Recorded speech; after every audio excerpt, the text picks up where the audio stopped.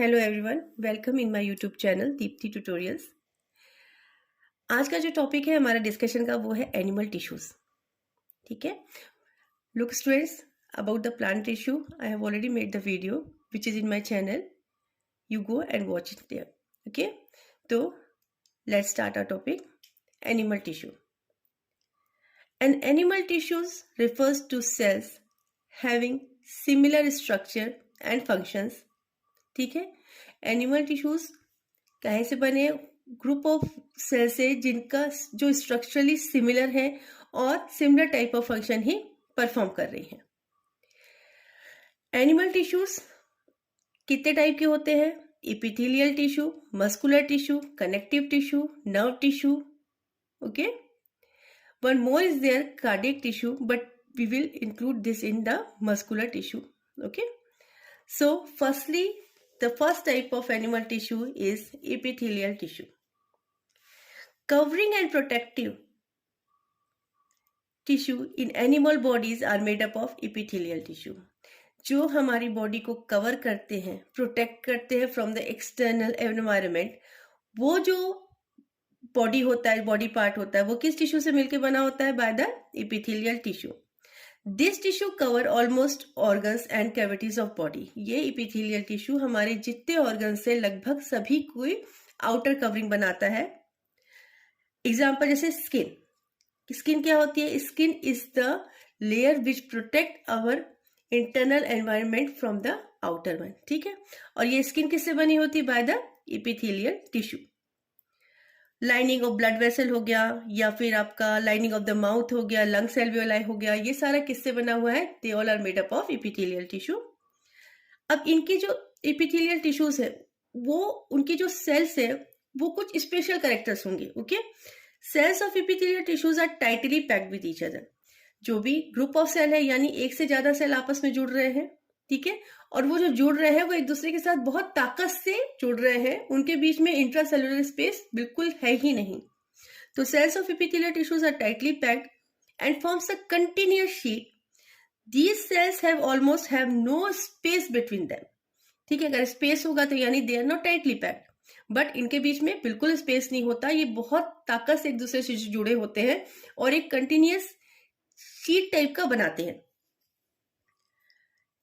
And because of which anything entering or leaving the body should cross at least, अगर इसी जो continuous sheet बनाया एक दूसरे के साथ टाइटली पैक्ड है, इसी कारण जब भी कोई चीज बॉडी में इनसाइड आएगा या बॉडी के आउटसाइड जाएगा, उसको at least 1 or 2 layer of epithelium पार करना ही पड़ेगा।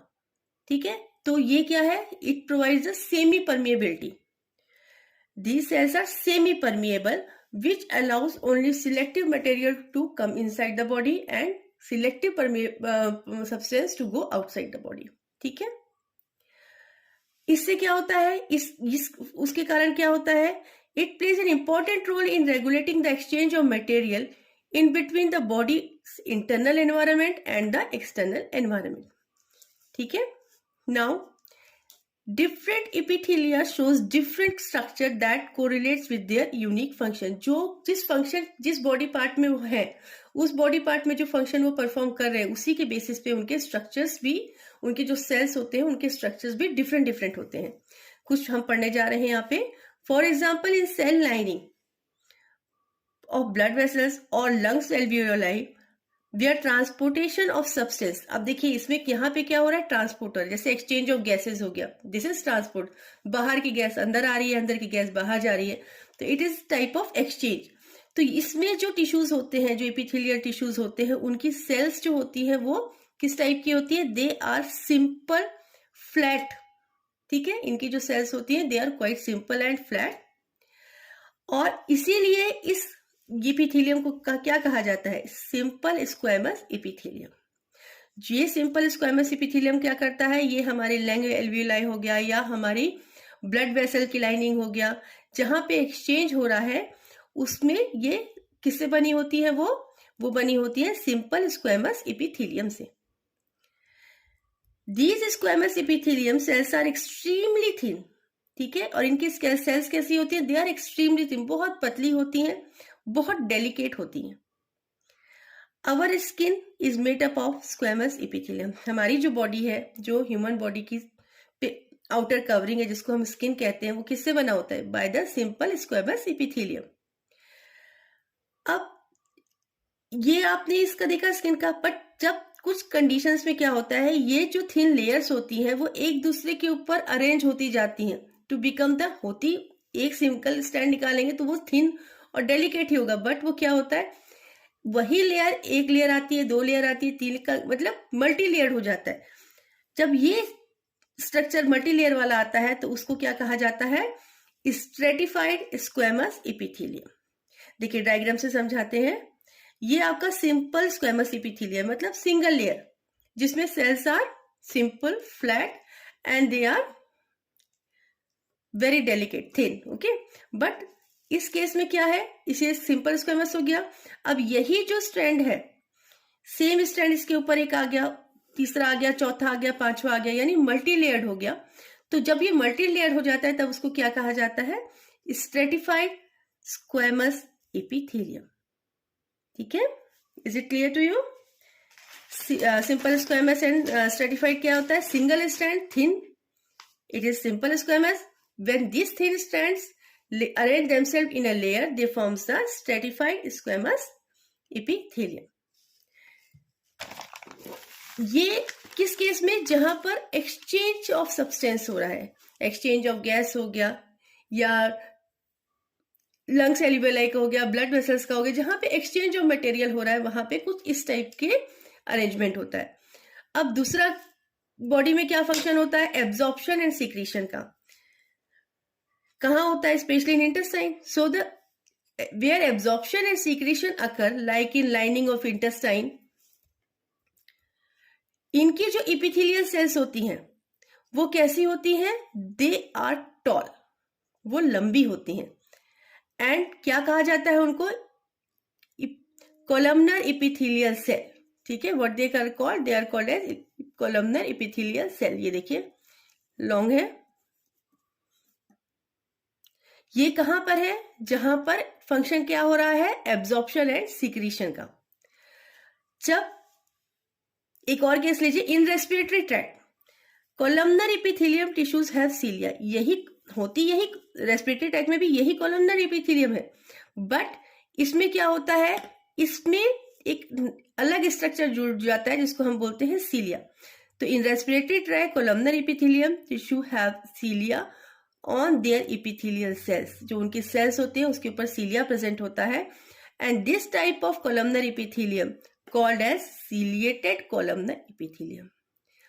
बेस कोलमनर इपिथेलियम है, लेकिन उनकी रेस्पिरेटरी ट्रैक्ट के केस में क्या होता है? उनके जो सेल्स होते हैं उसमें एक अलग structure that is called as cilia is present, and because of which their name change and they are called as ciliated epithelial columnar epithelium. कुछ में क्या होता है? क्यूबॉइडल होता है। क्यूबॉइडल यानी जो उनके सेल्स होते हैं उस टिश्यू के, जो ग्रुप ऑफ सेल्स है जिससे वो टिश्यू बना है, वो सेल्स कैसी होंगी? They are cube in shape. और ये कहाँ प्रेजेंट होती हैं? They are present in lining of kidney tubules and in the duct of salivary glands.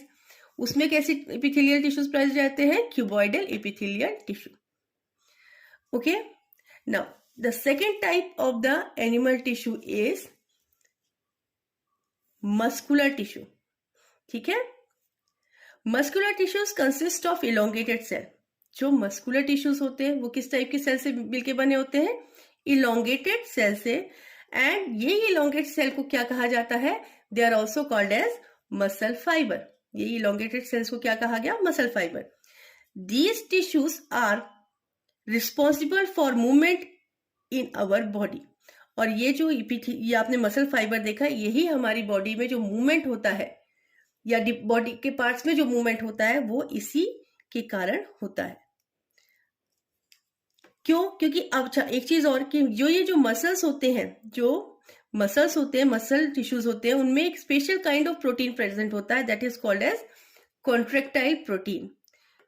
जो मसल टिश्यू होते हैं उसमें एक स्पेशल काइंड का प्रोटीन होता है that is called as contractile protein. और ये जो बॉडी में कॉन्ट्रैक्शन एंड रिलैक्सेशन होता है जिसके कारण हमारी बॉडी में मूवमेंट होता है, वो सारा किसके कारण होता है? It is because of this contractile protein. Okay. अच्छा, आप इमेजिन कीजिए हमारी बॉडी में मूवमेंट दो टाइप के होते हैं। एक वो मूवमेंट हमारे बॉडी पार्ट्स में होते हैं जिसको हम जब चाहे चालू कर सकते हैं और जब चाहे खत्म कर सकते हैं। खत्म इन द सेंस कि जब चाहे हम उस चीज को मूव कर सकते हैं, जब चाहे उस चीज को हम स्टॉप कर सकते हैं। Just like our limbs, suppose I want to move my hand, so I can move. Whenever I want my hand to move, it moves. Whenever I want my legs to move, it moves. When I don't want them to move, they get stopped. ठीक है, तो क्या है, we can move some muscles of our body by our conscious will. ये हमारी मर्जी पे चलती हैं। अगर हमें चलना है तो चलेंगे, नहीं चलाना है तो रुका देंगे। तो ये we want them to stop, they will stop. Such muscles are called as voluntarily muscles. ठीक है, जो हम वो मसल्स जो हमारे कॉन्शियस के अकॉर्डिंग मूव कर रहे हैं, हमारे विल के अकॉर्डिंग मूव कर रहे हैं, हमारी चॉइस से मूव कर रहे हैं, उनको क्या कहा जाता है, voluntarily muscles. And they are also known by one another name, that is skeletal muscles. क्यों कहा जाता है स्केलेटल मसल? क्योंकि जितनी वॉलेंट्री मसल्स होती है, दे आर स्पेशली, या जो मस्कुलर टिश्यूज होते हैं, they are specially attach with the bones. ठीक है, अच्छा, इनका एक नाम और एक नाम से जानी जाती हैं, दैट इज स्टीरिएटेड मसल्स। क्यों कहा गया स्टीरिएटेड मसल्स? क्योंकि जब हम इन वॉलेंट्री मसल्स को माइक्रोस्कोप के अंदर ऑब्जर्व किया गया तो क्या मिला, dark and light band. Dark and light band दिखे, जो कि कैसे अरेंज है, अल्टरनेट, मीन्स एक डार्क देन एक लाइट, फिर एक डार्क फिर एक light, alternately these bands are arranged. ये हमने ऑब्जर्व किया अंडर द माइक्रोस्कोप। तो that is why they are also called as the striated muscles. Means ये मसल तीन नाम से जानी जाती है, दैट इज वॉलेंट्री मसल और स्केलेटल मसल, और it also called as striated muscle.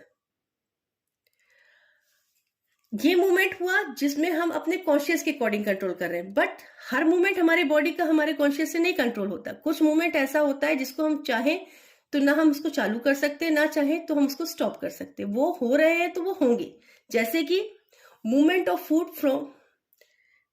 Food in alimentary canal और contraction and relaxation of blood vessels. ठीक है, यानी वो पंपिंग एक्शन जो प्रोवाइड करते हैं हार्ट को, वो मूवमेंट, ये मूवमेंट ऐसे हैं जो हमारे रोकने से नहीं रुकते, ना हमारे चालू करने से चालू होते, ये अपने आप कंटिन्यूअसली अपने प्रोसेस करते रहते। एक और कौन सा एग्जाम्पल है, ब्लिंकिंग ऑफ आईज। अगर हम चाहें तो क्या हम अपनी आईज को ब्लिंक करने से रोक सकते हैं? No, we can't. वो ब्लिंक होगा कुछ फ्रैक्शन ऑफ टाइम के बाद, उसका ब्लिंक होना कंटिन्यूअस है तो वो कंटिन्यूअसली ब्लिंक होता ही रहेगा, हम उसको कंट्रोल नहीं कर सकते। So the movement means we can not control it. These movement are not by our conscious, ये हमारे कॉन्शियस के अकॉर्डिंग नहीं होता, इनको होना है तो ये होंगे। Cell in this type of, अब ये टिश्यूज जो होते हैं उसमें देखा जो हमारे कॉन्शियस से मूव करते हैं, we call them voluntarily muscles. But जहां मूव हमारे कॉन्शियस से नहीं हो रहे उनको क्या बोलेंगे, इनवॉलेंट्रली मसल्स। ठीक है, और ये इनवॉलेंट्री मसल्स जो होते हैं they are generally spindle like. मैं आपको स्ट्रक्चर दिखाती हूँ। ये जो मसल्स होते हैं इनवॉलेंट्री वाले, they are just like they are spindle shape. Spindle shape क्या है? स्पिंडल शेप का मतलब बेलन आकार। ये देखिए, ये from the ends they are tapered, और अंदर से कैसे होते हैं, in between they are bulging, but from the end they are tapered. तो this is the example of involuntary one. अब इसी में एक इनवॉलेंट्री मूवमेंट और होता है हमारी बॉडी में, जैसे मैंने आपको बताया, pumping of heart, contraction and relaxation of blood vessels. तो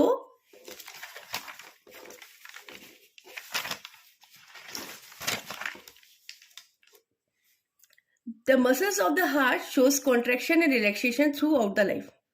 ठीक है, ये भी हमारी विल से नहीं कंट्रोल होता, तो ये भी किस में आएगा, इसमें भी कौन सी मसल्स होंगी, involuntarily muscles. These are also have the involuntary muscles.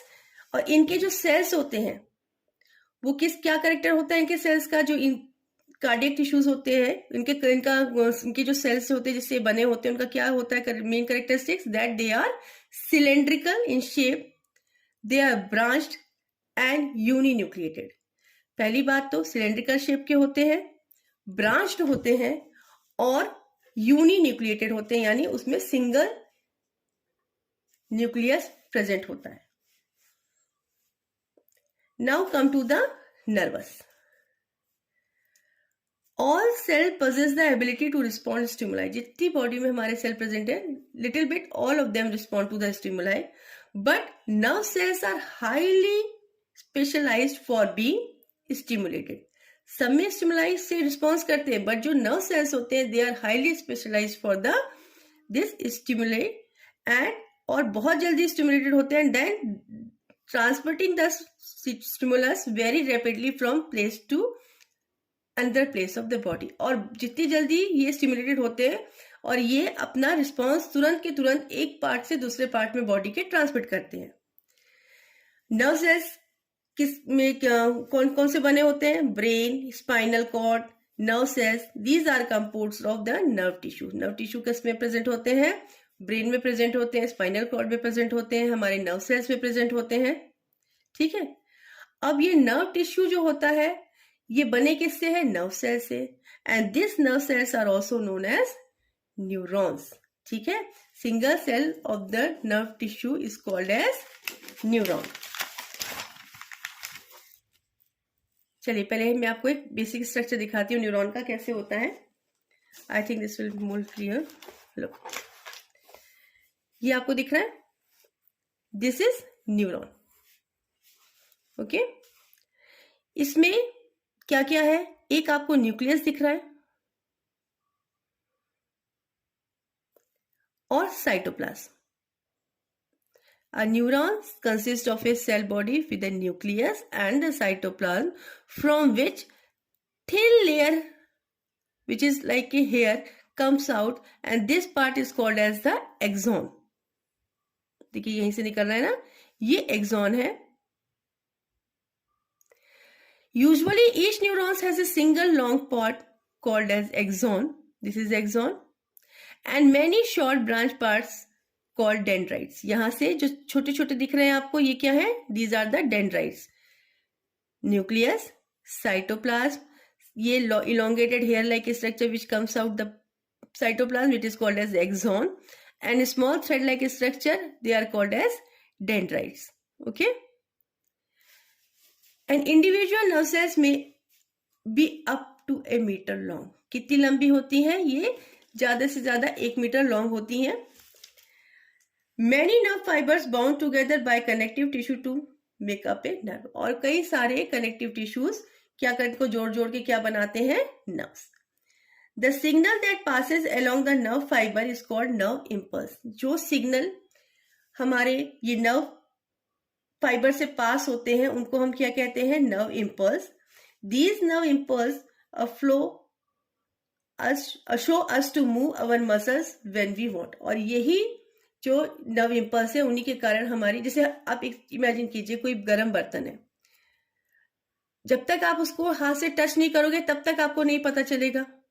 जैसे आप, अगर वो बहुत गर्म है, आपने उसको हाथ से टच किया तो with in a fraction of second आप तुरंत उसको अपने हाथ को पीछे करते हो। क्यों? क्योंकि जब आपके हाथ ने उस गर्म बर्तन को छुआ तो सिग्नल कहां पहुंचा? To the brain. ठीक है, ब्रेन में सिग्नल पहुंचा, ब्रेन से signal within a fraction of second, मतलब आप इतनी जल्दी ये प्रोसेस होता है। यहां सिग्नल गया, वहां तुरंत वहां से सिग्नल का रिस्पॉन्स हुआ कि नहीं, बर्तन गर्म है, अगर आप उसको टच करोगे तो आप जल जाओगे, तो आप तुरंत ही अपना हाथ पीछे करते हो। So what is this? This is the nerve impulse. Nerve neurons के द्वारा मैसेज ब्रेन में पहुंचा, ब्रेन से तुरंत वो मैसेज ट्रांसफर हुआ कहां? To that,